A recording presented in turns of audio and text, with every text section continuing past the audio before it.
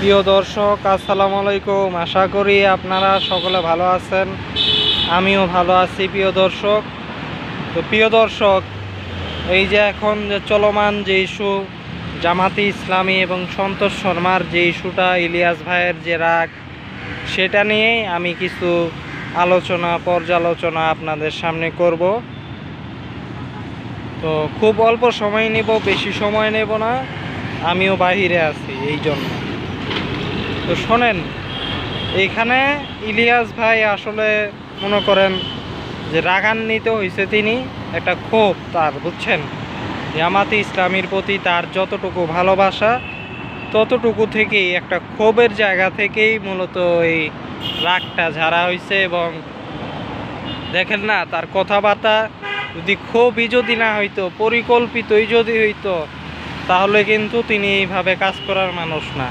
কিন্তু একটা লাইভের মতো আর কি একটা ক্ষোভ তিনি ঝাড়ছে, এবং এটা কোনো অযৌক্তিক কিছু না। কারণ বিষয়টা কিন্তু অযৌক্তিক না যে আপনারা সন্তোষ শর্মারে নিয়ে মিটিং করছেন বা কিছু, যুক্তি যাই হোক, কিন্তু বিষয়টা কিন্তু খারাপ। এবং এখানে দোষটা আসলে কার? জামাতের। আসলে জামাতে ইসলামীর দোষ কিন্তু ডিরেক্টলি না, ডিরেক্ট দোষ হয়েছে পূজা উদযাপন কমিশনের, যেটা আপনারা কেউ দেখতেছেন না। এই যে পূজা উদযাপন কমিশন, এটা কাদের? এটা হিন্দুদের।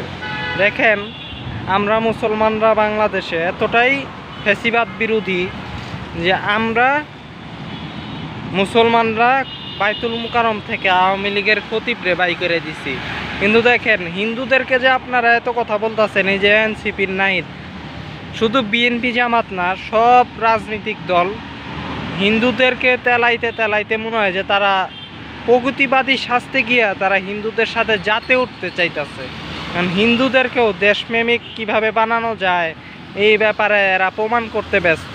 আবার নিজেদেরকে প্রমাণ করতে ব্যস্ত যে এরা কত বড় হিন্দু প্রেমী, হিন্দুদেরকে কত নিরাপত্তা দেয় হেনতেন এগুলির প্রতি।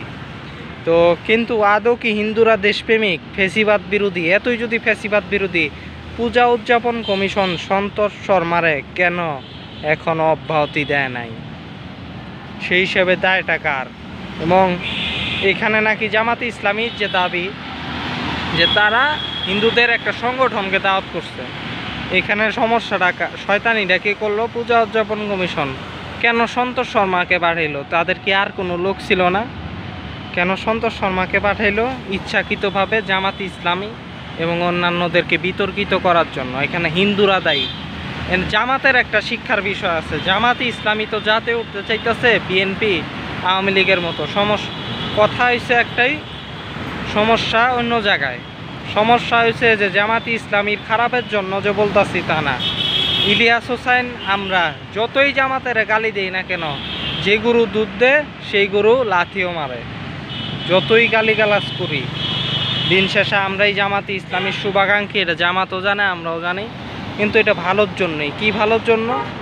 যে শোনেন, এই হিন্দু করে তেলাইতেছেন, মনে করতেছেন যে জাতে উঠবেন, পারবেন না। হিন্দুরা দিন শেষে আপনার লোক না, এটাই মাথায় রেখেন। তবে হ্যাঁ, তবুও আপনার যুক্তি যে আমাদের বিরুদ্ধে একটা ব্লেম আছে, সেটাই করতে চাই।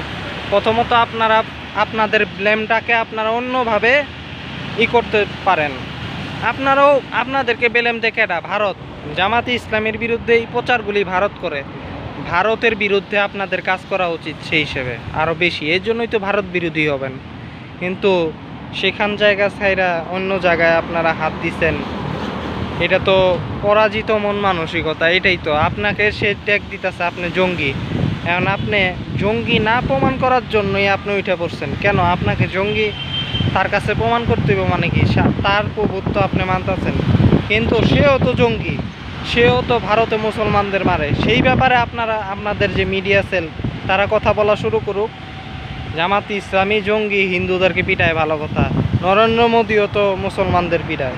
এটাই তো যুক্তি, এটাই তো খেলা। এইভাবেই জামাতে ইসলামীর উচিত কথা বলা। একইভাবে বিএনপি যাতে উঠতে চাইতেছে। আরে বেটা বিএনপি, আমরা জানি যে তোমাদের ভিতরেও অনেক রাজাকারটা জায়গার আছে। মুক্তিযুদ্ধ শাস্তাছ, তোমরা মুক্তিযুদ্ধের সময় না, সুতরাং তোমরা যাতে উঠতে পারবে না এইভাবে, বুঝো নাই? তো এটাই বাস্তবতা। তো এটাই আসলে রাগের এবং ক্ষোভের জায়গা। তো আজকে এই পর্যন্তই, আল্লাহ হাফেজ।